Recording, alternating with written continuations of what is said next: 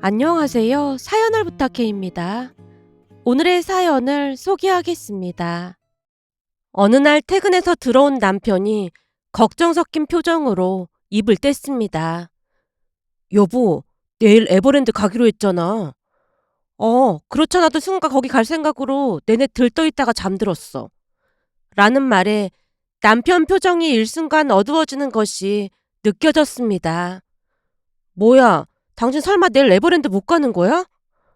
그게 회사에 급한 일이 생겨서 출근해서 그거 처리해야 할 것 같아. 그때 내가 신입사원 하나가 계속 사고 친다고 했잖아. 그 신입사원이 또 사고를 쳤더라고. 그래서 부장님이 나한테 그것 좀 처리해달라고 부탁하시더라고. 근데 차마 안 된다고 할 수가 없어서 그냥 알았다고 했거든. 놀이공원은 다음에 가면 안 될까? 그건 안 될 것 같은데. 거기 갈 생각으로 승우가 내내 좋아했거든. 그럼 나 혼자 데리고 갔다 올게. 당신 혼자? 이제는 얼추 말귀도 알아듣고 하니까 다녀올 수 있을 것 같아. 그래도 너무 힘들지 않겠어? 그냥 다음 주에 같이 가자. 괜찮아. 혼자 다녀올 수 있어. 여보, 진짜 미안해. 남편이 고개까지 떨군 채 미안하다는 말을 계속 반복했는데요. 약속을 어긴 것에 약간 김이 새긴 했지만 남편이 얼마나 착한 사람인지 잘 알고 있었기에 그 말을 하기 위해 얼마나 마음고생을 했을까라는 생각이 먼저 들었습니다. 남편뿐만 아니라 시댁 가족들도 너무나 좋은 분들이다 보니 전생에 나라를 구했냐는 소리까지 듣곤 했으니까요. 제가 혼자 다녀오겠다고 몇 번이나 안심을 시켰지만 여전히 걱정이 됐던 모양으로 잠시 후 남편이 다시 입을 뗐습니다. 여보, 그럼 내가 엄마 아버지한테 말씀드려 놓을까? 같이 가면 당신도 덜 힘들 거 아니야. 진짜 괜찮다니까 그런다. 나 혼자 잘할 수 있으니까 걱정하지 마. 라는 말에 남편이 다시 사과를 했습니다. 그렇게 다음날 우리는 둘이서만 놀이공원에 갔는데요. 아빠가 함께하지 못해서 아들이 조금 아쉬워하긴 했지만 나름 즐거운 시간을 보내고 있었어요. 좋아서 어찌나 뛰어다니던지 아들 뒤만 쫓아다니느라 정신이 없을 정도였습니다. 그러던 중 한 놀이기구에 푹 빠진 아들이 몇 번이나 반복해서 놀이기구를 탔고 그 바람에 저도 같이 놀이기구를 계속해서 타다 보니 어지럼증이 느껴졌기에 잠시 벤치에 앉아서 아들과 함께 음료수를 마시고 있었는데요. 순간 누군가 다가와서 제 이름을 불렀습니다. 혹시 효진이? 라는 물음에 제가 고개를 들어 소리나는 쪽을 바라봤는데 햇빛을 등지고 있다 보니 얼굴이 자세히 보이지 않았습니다. 결국 제가 자리에서 일어난 채 그 사람 얼굴을 확인하다가는 흠칫 놀라고 말았습니다. 어? 준수 씨? 그동안 내가 너무 변해서 긴가민가 했나 보네. 라며 그가 억지 웃음을 지어 보였습니다. 그러게, 살이 너무 빠져서 못 알아봤어. 하긴 그때부터 10kg나 더 빠졌으니까 못 알아봤을 수도 있겠네. 근데 사실 난 아까부터도 알아봤고 계속 보고 있었어. 그가 다시 억지 웃음을 지었는데요. 그러면서 보니 딸인 듯 두 아이가 그의 양손을 잡고 있었습니다. 순간 예전 일들이 스쳐 지나갔습니다. 사실 김준수 그와는 다시 만나면 안 되는 그런 사이였다고 해야 할까요? 한마디로 저를 알아보고 굳이 아는 척을 했다는 사실이 조금은 의아했는데요. 그는 제 전남친이었거든요. 결혼까지 하려고 전남친 집에 인사를 갔다가 헤어진 사이였기에 결코 편한 사이가 아니었습니다. 거기다 전남친과 헤어진 이유가 기가 막힌 이유였기에 만약 다시 마주치더라도 그는 아는 척을 하지 말았어야 했습니다. 적어도 저는 그런 생각으로 살았으니까요. 그에게 대놓고 말을 하진 않았지만 정남이가 떨어졌다고 해도 과언이 아니었으니까요. 그와는 회사에서 일을 하면서 만났습니다. 그러다 보니 말도 잘 통했고 취미도 비슷해서 더욱 잘 맞았습니다. 결국 1년 반 정도 사귀었을 때 결혼을 결심했고 준수 씨네 집에 인사를 갔습니다. 우선 식사부터 하자는 말에 다 같이 식사를 했는데요. 준수 씨는 남매로 여동생이 한 명 있었어요. 그런데 집안 분위기가 조금 이상했다고 해야 할까요? 밥을 먹기 위해 숟가락을 들자마자 준수 씨 어머니가 제게 물었거든요. 저기, 혹시 주변에 괜찮은 남자 좀 없어요? 네? 남자요? 제가 어리둥절한 표정으로 준수 씨 어머니를 바라보자 빙긋이 웃으며 다시 말을 꺼냈어요. 그러니까 우리 딸을 소개해줄 만한 남자가 없냐는 거예요. 보다시피 우리 딸이 얼굴은 참 예쁜데 요즘 사람들 같지 않고 너무 얌전하다 보니까 남자를 만날 수가 없나 보더라고요. 근데 효진 씨를 보니까 성격도 좋아 보이고 해서 주변에 남자가 많을 것 같아서 물어보는 거예요. 혹시 주변에 우리 딸 소개해줄 만한 남자 좀 없어요? 너무나 뜻밖의 말에 말문이 막힌 채 잠시 숨을 고르고 있었는데요. 준수 씨는 그저 밥만 먹고 있을 뿐이었어요. 결국 준수 씨 어머니가 다시 물었습니다. 내가 딱 보니 남자들이 많을 것 같은데 그러지 말고 소개 좀 해줘봐요. 저기 지금은 딱히 생각나는 사람이 없습니다. 그럼 생각나면 꼭 좀 소개 좀 해줘봐요. 세상에 우리 딸처럼 얌전하고 참한 사람은 없을걸. 딱 봐도 남자들이 좋아할 만한 그런 얼굴이잖아요. 라는 말에 준수 씨 여동생을 자세히 바라봤는데요. 통통보다는 조금 더 살이 찐 모습에 얼굴은 그냥 평범해 보이는 모습이었습니다. 다만 피부가 하얀 편이었다고 해야 할까요? 그러면서 들었던 생각이 어른들이 보면 맏며느리감이라고 생각할 수도 있겠구나 싶긴 했습니다.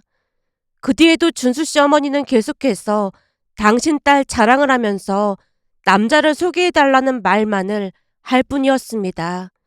한마디로 며느리감으로 온 제게는 관심조차 없었다는 말이 맞을 것 같네요. 하지만 준수 씨와 준수 씨 아버지 또한 별 관심도 없다는 듯이 묵묵히 식사만 하고 있었는데 약간은 기묘한 느낌마저 들었습니다. 그러다 보니 제 표정이 점점 굳어져 갔고 그제서야 눈치를 챘던 것인지 준수 씨가 조용히 입을 뗐습니다. 엄마, 그 얘기는 그만하시죠. 내가 너무 말을 많이 했나 보네. 미안해요. 라며 준수 씨 어머니가 급히 사과를 했고 그 뒤에는 더 이상 남자를 소개해달라는 말을 하진 않았습니다. 첫 인사를 마치고 집에 돌아가는 길에 준수 씨가 데려다 준다며 따라 나왔는데요. 운전을 하고 가던 중 제게 사과를 했습니다. 우리 엄마 때문에 불편했지. 그게 조금 놀라긴 했어. 나도 이런 말 하기 좀 그렇지만 내 동생이 내내 집에만 틀어박혀 있다 보니까 엄마가 걱정돼서 그러는 것 같아. 그럼 일도 안 하는 거야? 가끔 아르바이트를 하는 것 같긴 한데 그것도 오래 하진 않고 한두 달 하다가 그만두고 또 틀어박히는 것 같더라고. 그럼 언제부터 그런 거야?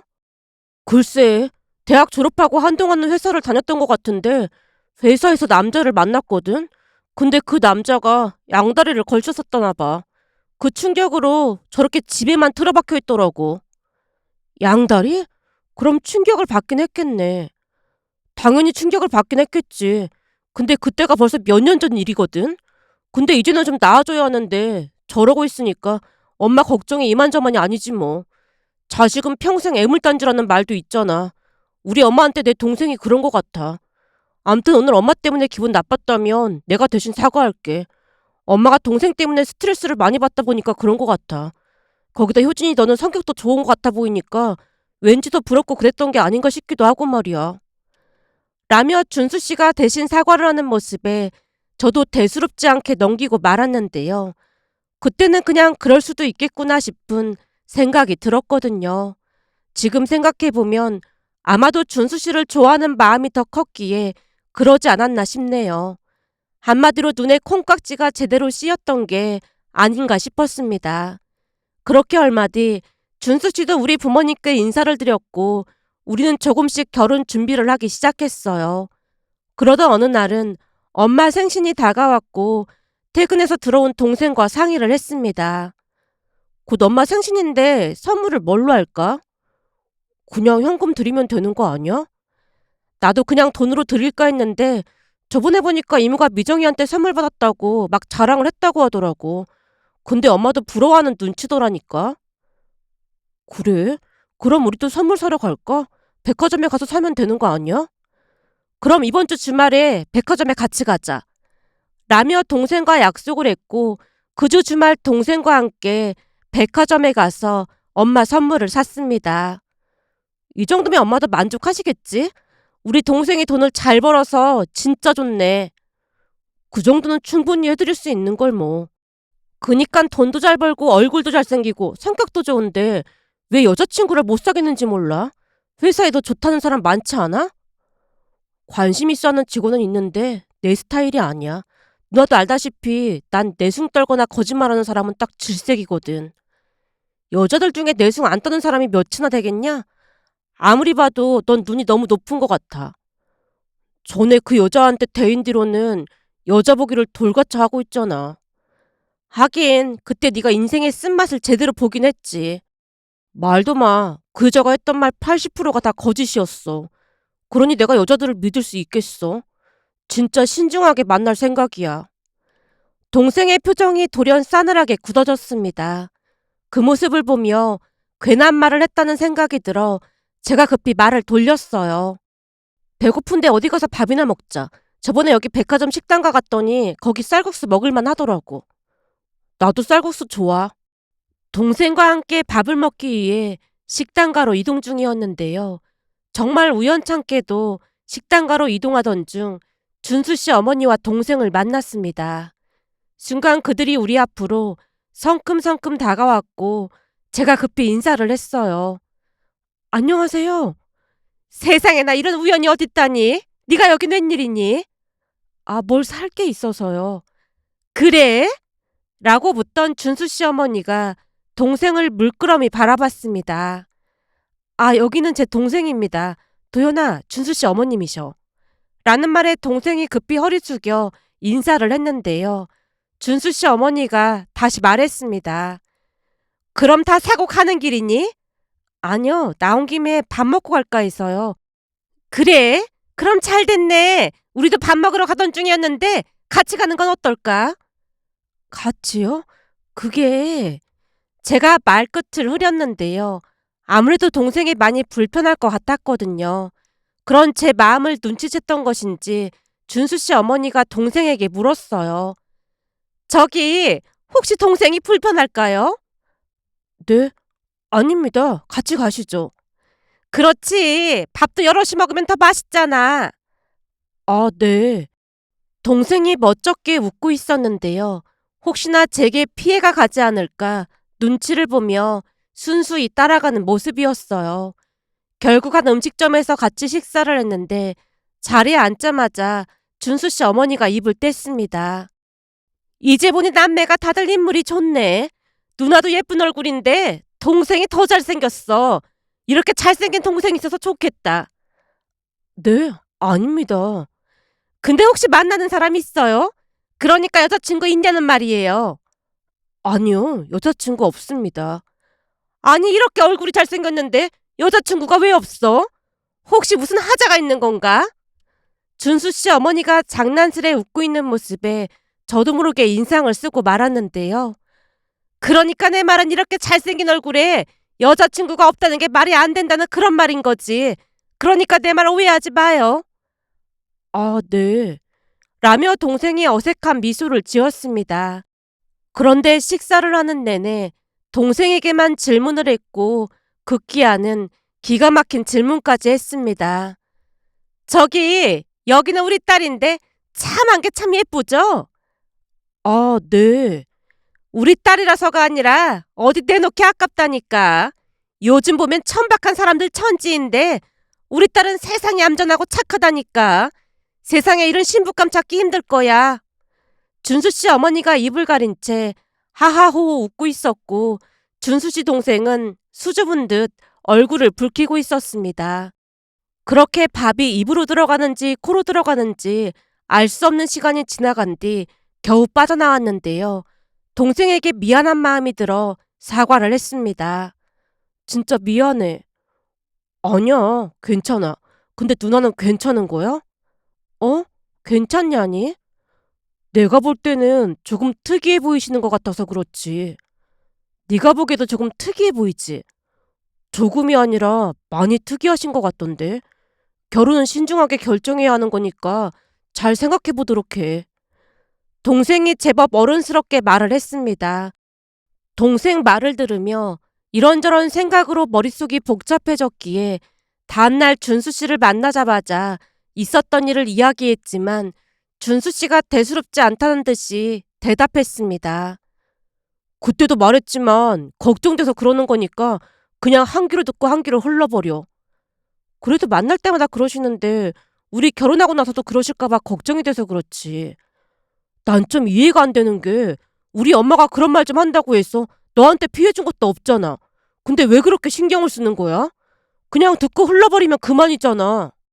준수 씨 목소리에서 짜증이 묻어났기에 저도 화가 난 상태로 그냥 입을 다물고 말았습니다. 그런데 며칠 뒤 충격적인 일이 일어났습니다. 그날도 역시 출근을 해서 일을 하고 있었는데요. 모르는 번호로 전화가 와서 망설이다 받았더니 준수 씨 어머니였습니다. 예, 나 준수 엄마다.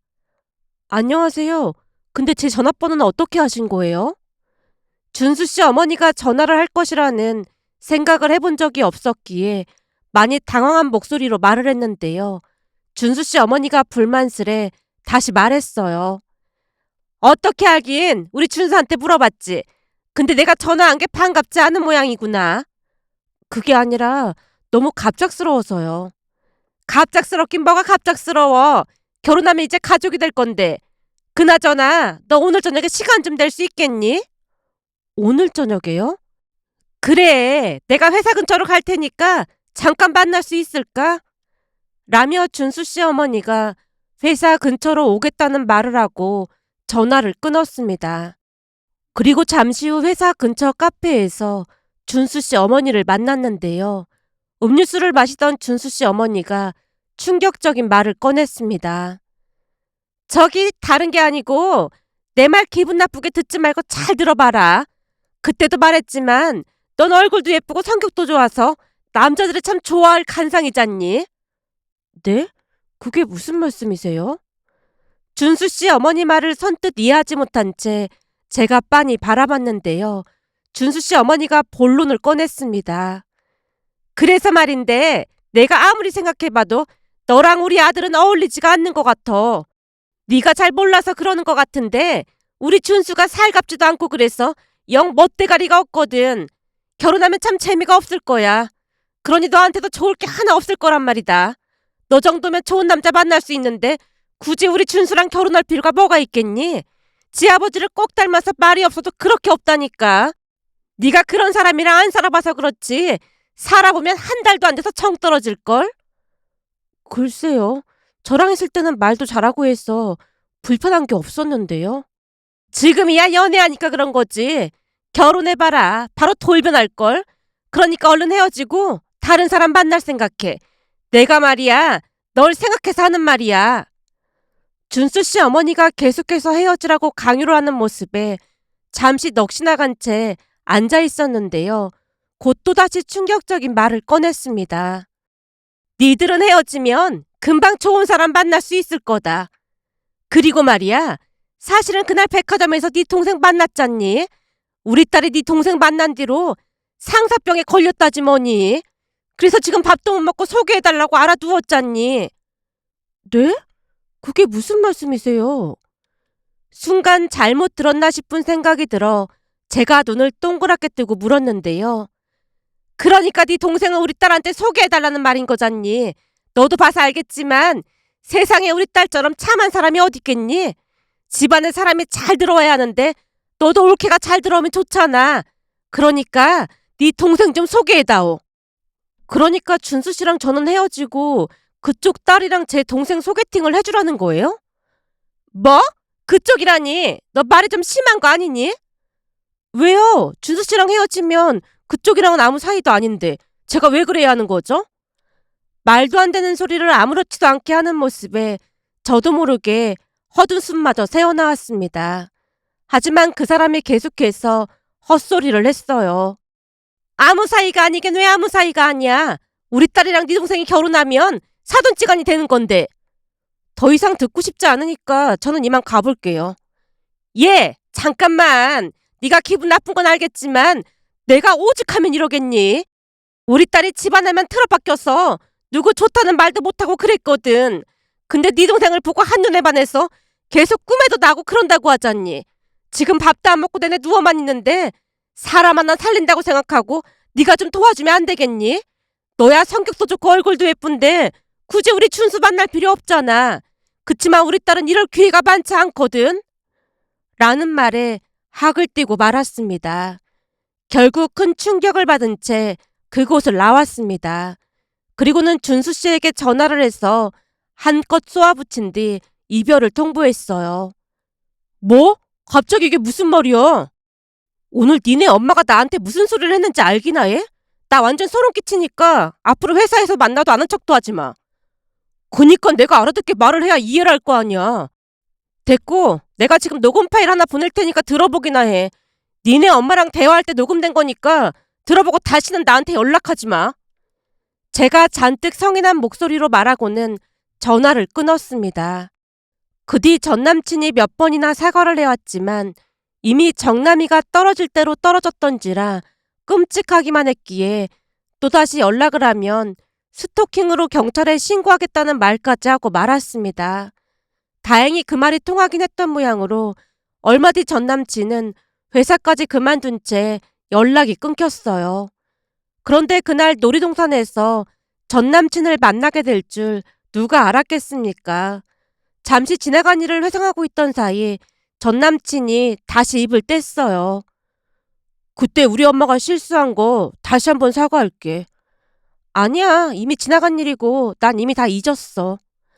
라며 제가 그 사람 딸을 빤히 바라봤는데요. 둘이 얼굴 생김새가 너무나 다르다는 생각이 들었거든요. 제가 바라보는 것을 느꼈던 것인지 그가 쑥스러운 듯 말했습니다. 아, 얘는 내 딸이고 얘는 내 동생 딸이야. 그러니까 조카. 동생도 결국 결혼했나 보네. 저도 모르게 그 말이 툭 하고 튀어나왔습니다. 그게 결혼했다가 이혼해서 지금은 나 혼자 둘을 키우고 있어. 뭐? 이혼? 그리고 왜 혼자 키워? 준수 씨 와이프는? 우리 엄마 등살에 나도 이혼했어. 사실 엄마가 아내한테 동생 남자 좀 소개해달라고 하도 그러는 바람에 아내가 남자를 소개해줬거든. 근데 한동안 결혼해서 잘 사는 것 같더니 얼마 뒤에 매제가 바람을 피웠더라고. 매제 말로는 내 동생이 답답해서 살 수가 없다고 했다던데 충분히 그럴 수 있겠다 싶더라고. 그러다 보니까 엄마가 아내를 달달 볶았지 뭐. 어디서 그런 망나니를 소개해줬냐고 말이야. 결국 아내가 두 손 두 발 다 들고 이혼하자고 하더라고. 동생은 어쩌고 준수 씨가 둘을 다 키우는 거야? 그때 이혼하고 충격이 커서 동생이 다시 방 안에만 틀어박혀 있거든. 방에서 아예 나올 생각도 없고 병원 가자고 해도 하도 난리를 쳐서 그냥 다 포기 상태야. 그러다 보니까 내가 조카까지 키우고 있고 말이야. 사실 모른 척하고 그냥 갈까 하다가 그때 너한테 사과를 못한 것 같아서 아는 척 했어. 그때 네 말이 맞더라고. 그때 네 말 안 들었다가 결국 이 모양 이 꼴이 됐네. 엄마 잘못 만나서 내 인생 완전 끝났지 뭐. 넌 좋아 보여서 진짜 다행이다. 그럼 잘 살아. 그가 어색한 미소를 지은 채 자리를 떴는데요. 그는 그 모든 것이 엄마 때문이라고 말을 했지만 가장 큰 잘못은 그걸 반감만 하고 있던 전 남친 자신이 가장 큰 문제였던 건 아닐까 하는 생각이 들었습니다. 만약 전 남친이 자신의 어머니의 잘못을 인지하고 이혼한 아내 편이 되어줬더라면 그 아내가 이혼을 했을까라는 생각이 들었거든요. 그러면서 그때 전 남친 어머니가 말도 안 되는 행동을 한 것이 제게는 오히려 전화위복이 되지 않았나 하는 마음에 이런 일이 또 있을까 싶어 이렇게 글 남겨봅니다.